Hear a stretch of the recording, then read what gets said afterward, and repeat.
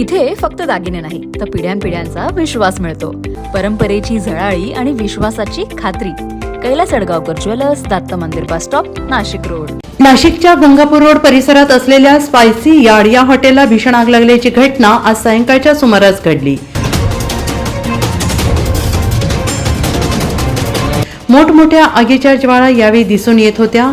तर या घटनेमुळे एकच भीतीचं वातावरण पसरून मोठी धावपळ उडाली. शॉर्ट सर्किटमुळे आग लागल्याची प्राथमिक अंदाज वर्तवला जातो आहे.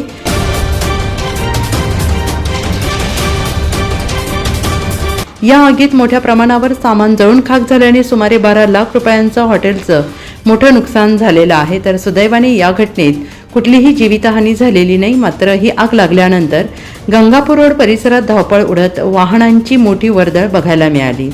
अग्निशमन विभागाने तात्काळ घटनास्थळी दाखल होऊन आगीवर नियंत्रण मिळवत आग आटोक्यात आणली. तर या घटनेचा पोलिसांमार्फत अधिक तपास सुरू आहे.